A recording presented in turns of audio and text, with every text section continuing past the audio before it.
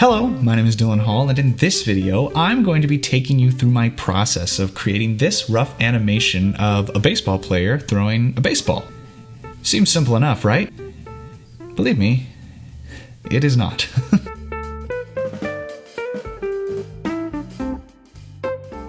To begin this animation, I started out with some rough key poses, or storytelling poses. They make the intention of the animation clear without anything else added. We can tell what the subject of the animation is and what he's doing. Once these keyframes are completed, I started to try to space them out and figure out what timing I wanted for this animation, how long he was going to wind up for the animation, how quickly he was going to throw, and this is something that gets messed around with, or at least I messed around with, a few times throughout the process of making this animation. A lot of times animation is just about refinement, taking a really rough idea and then continuing to improve on it until you get something as close to what you hoped it would be as you can. I worked very hard to try and make sure that the shoes, his face, his nose, every single part was consistent, and you'll see me go over things multiple times, different parts of the character, and refine it and make it clearer, make it more consistent from drawing to drawing.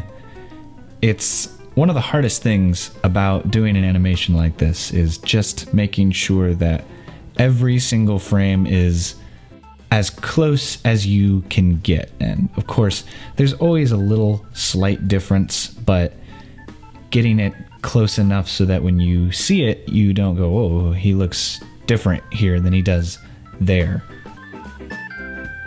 Now you might be looking at me working on this and thinking, well, not every drawing is consistent. In fact, there's a few that you might see that are very inconsistent with how he looks in the rest of the animation, and those are one of my favorite parts of doing animation like this, and that is the smear frames. They're wonderful. I love them because it's all about motion. It's the equivalent of motion blur from video footage of a real person. Our eyes don't perceive every single detail when we see a person or an animal or an object moving, especially not when they're moving very, very fast. So we use these smear frames as a sort of motion blur, but they're very fun to draw. And as you can see, the ones I did, I tried to keep the smear sort of all pulling in the direction that the character is moving. And it's a lot of fun because you just get to stretch out all the features of this character. You're not bound by doing these, little incremental changes. Instead, it's a very sudden, fast, drastic change. And if you do it right, it's almost unnoticeable. It was actually harder where he winds up very slowly because all of the frames, the drawings were very, very close together. And so it was a lot more noticeable if his nose was a little bit longer, if his leg was a little bit higher, a little bit thinner, if the shoe was just a little bit off, was a lot more noticeable when motion is slower because, like I said, there's so many drawings all very close together. I used quite a bit of reference when figuring out the keyframes and other parts of the animation when I just couldn't figure out how would the arm move, how would the leg move. Towards the end, I started to struggle with how he would rebalance himself after throwing the ball, and so I watched some footage of baseball players throwing a baseball and added actually a bit to the end of this animation where he takes a little step forward after throwing. That sort of sudden throw into a little bit of a slower animation and more frames as he starts to slow down creates some real weight to his throw and makes the speed of his throw a lot more believable as well. I also did take inspiration from some old cartoons. I looked at how other animators, other masters, went and animated the baseball pitch, how they went to exaggerate it, how many frames they may have used to try to make it feel faster, and then sort of looked at my animation and applied some of that thinking to really just make this animation as good as I could make it.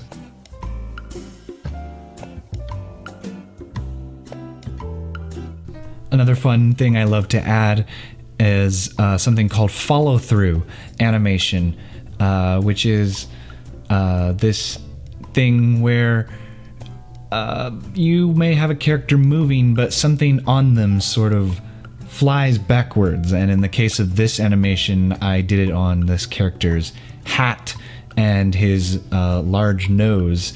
So as he's leaning forward to throw the baseball, you can see his nose sort of flies up in his face and then bounces back into where it's supposed to be at a slightly different speed than the rest of him. It sort of gives the animation more life, makes it more interesting, and is a good way to either do something funny, like I did with the nose, or even just with the hat. It helps accentuate the idea of how fast he's moving when he throws a ball. It makes the exaggerated movement just feel better, adding that follow-through animation on clothing, on hair, on a hat or a nose, just adds a little bit more of life to the animation, and of course, that's what we want.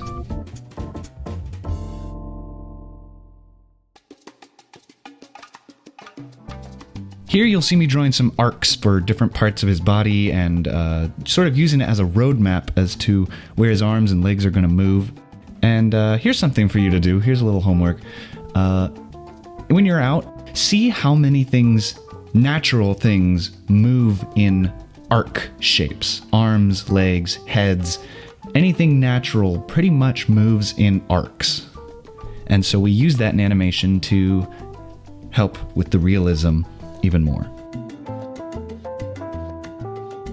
There were a few mistakes I noticed a little late in the game, such as his pants being pretty inconsistent in whether or not they go down lower or up higher on his leg.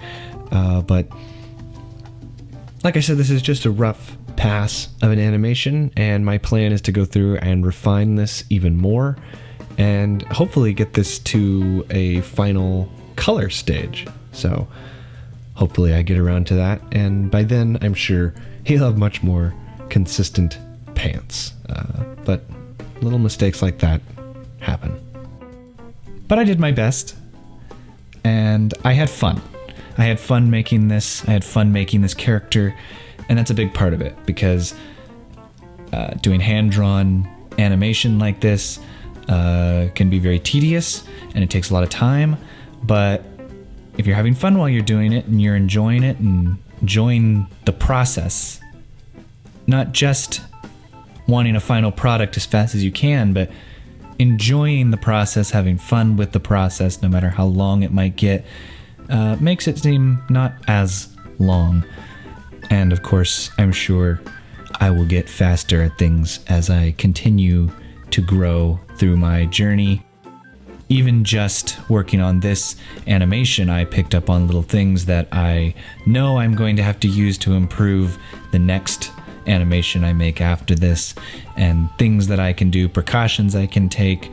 And if I was to animate a character doing this again, I know I could do it probably better than this even turned out. And that's what I want, really, at the end of the day, is to feel like I learned something and I created something and I had fun doing it.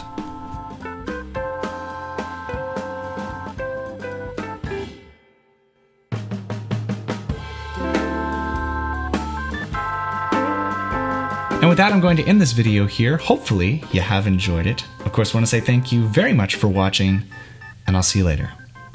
Bye!